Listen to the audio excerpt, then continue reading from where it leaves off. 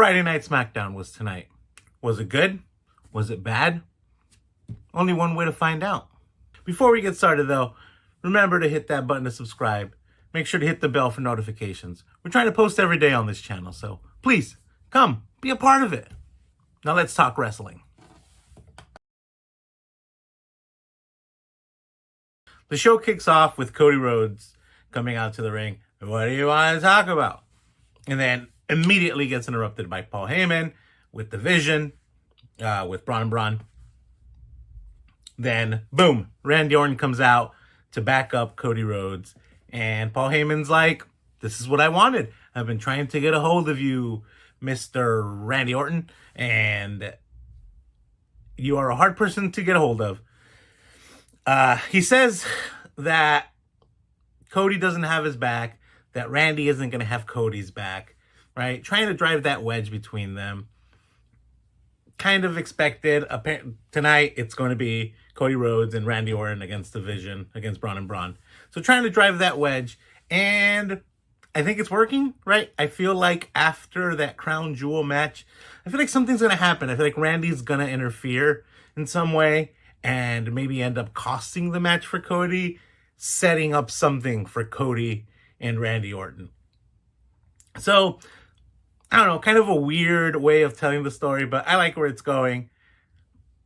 If Randy and Cody do end up having a match, probably at Survivor Series, it'll be great. So I'm here for it. I want it to happen. No notes.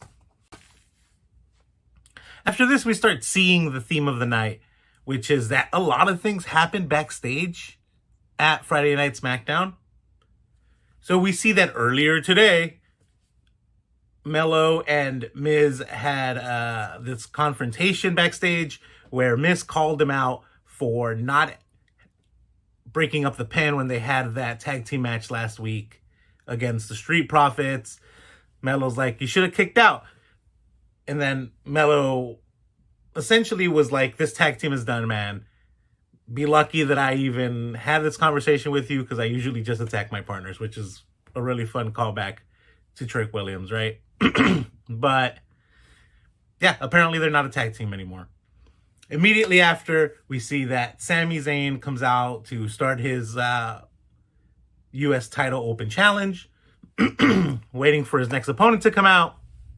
And Melo's music hit. He's like, I know I had my shot last week or a few weeks ago, and you beat me, but now that I don't have anybody clouding my judgment, now that I don't have anybody kind of in my way, I want another shot at the U.S. title. So immediately The Miz comes out, attacks Carmelo Hayes. He does a skull-crushing finale on him. Everyone comes out from the back to help him. And who steps over essentially the very wounded body of Carmelo Hayes is Aleister Black. So it'll be Aleister Black against Sami Zayn for the U.S. title. Now, if you didn't think that Damian Priest was going to interfere in this match, what have you been watching for the last few weeks? Seriously, you didn't think he was going to interfere? What, you just don't pay attention or what? So yeah, obviously Damian Priest interferes. He just kind of distracts him in the corner as he's about to put Sami Zayn away, as Aleister's about to put Sami Zayn away. He does enough distracting for where Sami does his haluva kick and then does the blue power bomb, blue thunder bomb, whatever it's called. And 1, 2, 3, Sami Zayn retains the U.S. Championship. After the match, surprise, surprise, Damian attacks Aleister Black. He puts him through the announce table. Wepa. We then get, again, earlier tonight, backstage, Sol Ruca and Zarya have a kind of face-to-face with the Secret Harvest that results in a match. So we're about to have that match right now. Someone who doesn't really watch NXT, myself, I really don't really watch NXT that much. These girls can cook, man. They were really fun to watch. I really enjoyed that tag team of Zarya and Sol Ruca. Their entrance is amazing. In ring, they're really good. they beat the Secret Service of Chelsea Green and Alba Fire. Yeah, I don't know. I like it.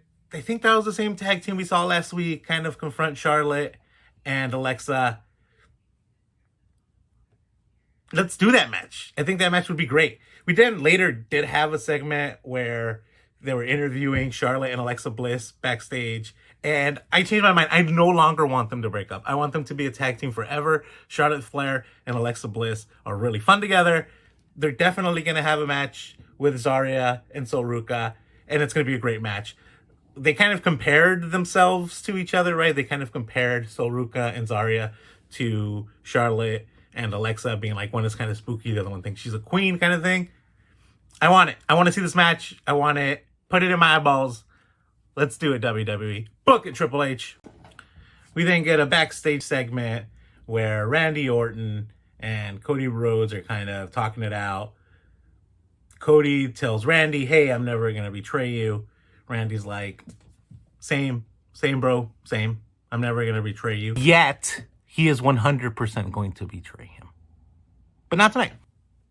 Spoiler alert, they don't betray each other tonight. But that's essentially kind of the interaction they had backstage. We then get a contract signing between Tiffany Stratton and Stephanie Vaquer because we want to, I guess.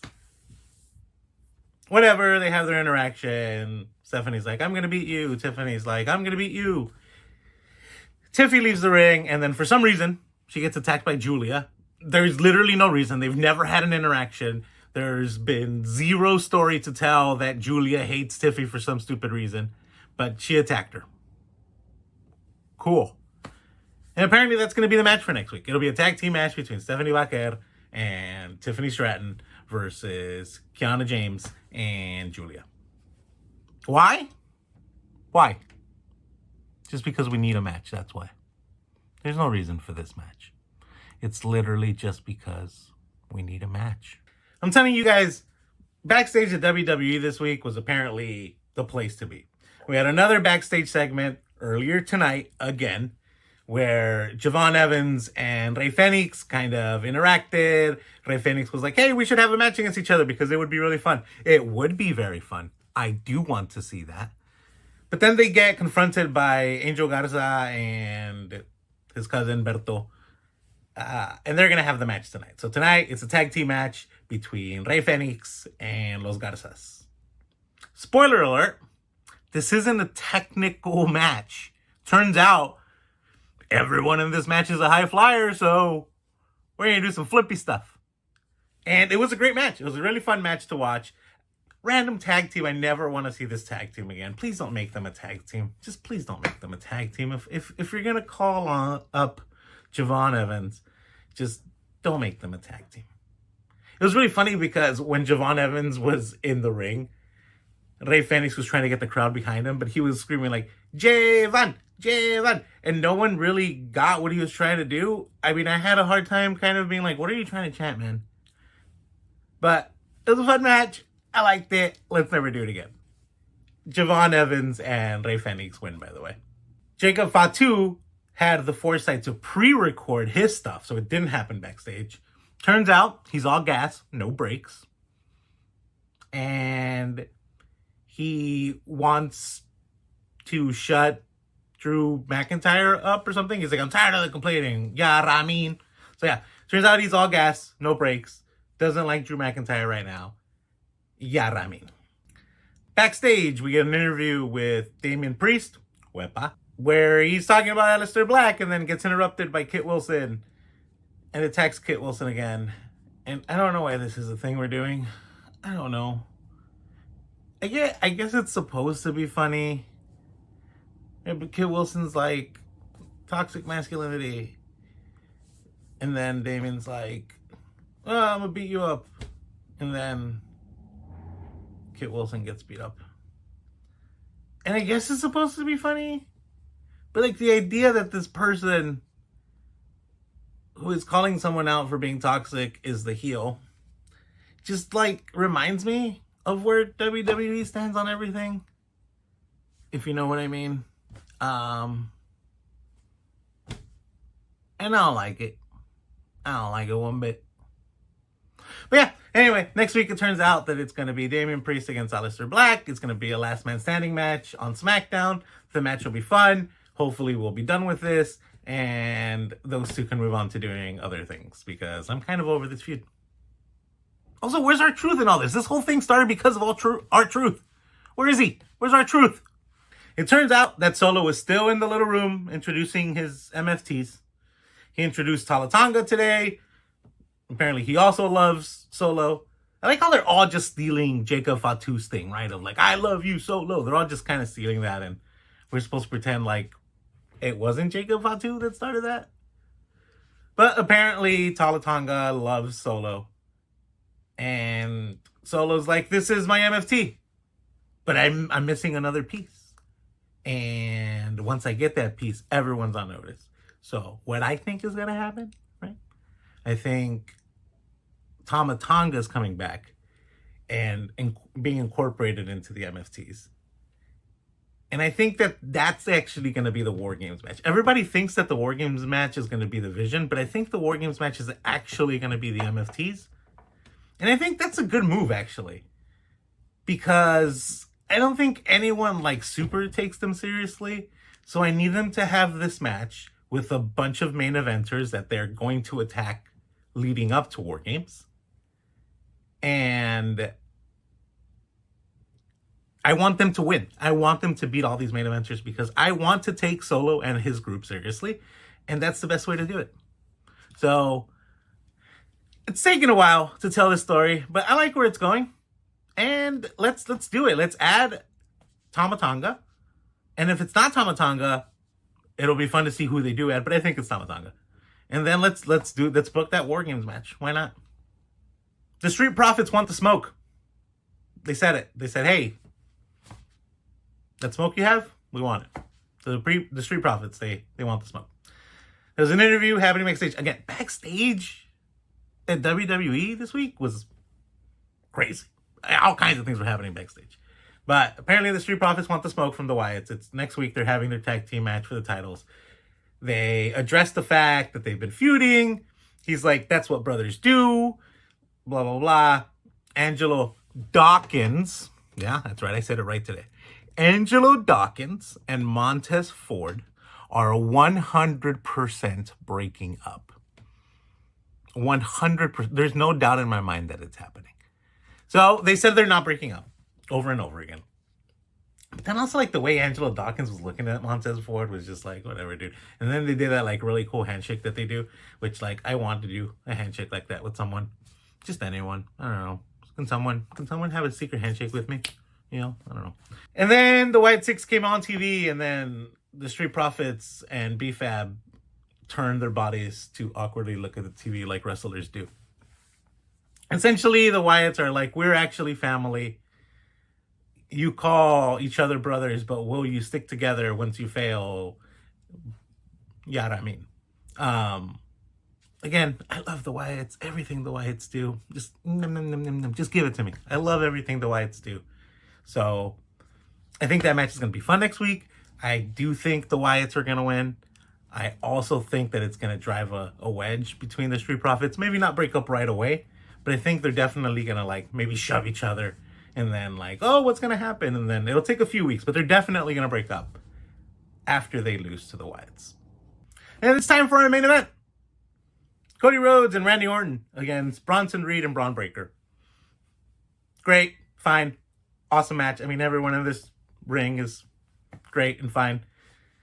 We've seen the Vision wrestle 1 to 2 times a week for the last 6 to 8 weeks. So we know what they're about. Yeah, like I said, fun match.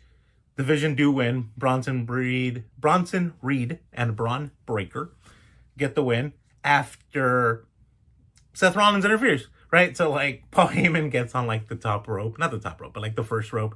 And then the ref's like, what are you doing? And then, of course, who comes in? It was really cool. It was a really cool stomp.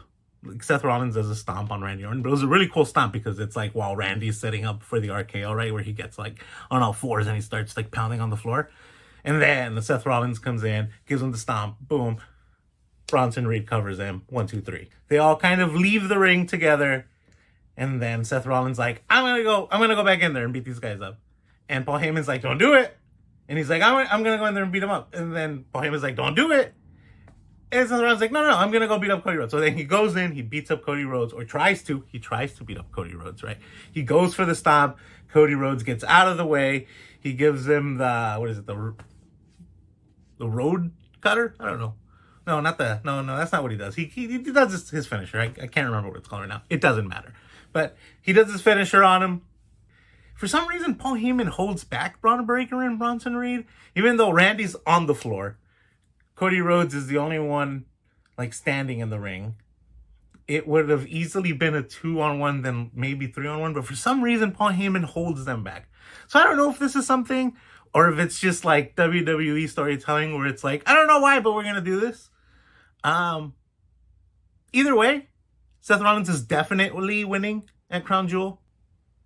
So there you have it. Friday Night Smackdown this week. It was a really good show. It was fun. There's a lot of really cool stuff. Someone's got to figure out this backstage at SmackDown because all kinds of things happen back there. Yeah, no, like I said, it was a fun show. It's better than other weeks for sure. I think it was even better than Raw this week. I don't know. I liked it. A lot of fun stuff. They're setting up a lot of fun stuff. Keep it positive, baby. Let's keep it positive. SmackDown was good. That's all I got to say. Anyway, thank you guys so much for joining me. If you made it this far, make sure to drop a like. Let me know in the comments what you thought. How did you feel about Friday Night Smackdown this week? You like it? You hate it? You thought it was meh? Your answers are all right. It was all 3 of those. So, yeah, let me know in the comments, though. As always, though, thank you guys so much for joining me. Until next time, peace.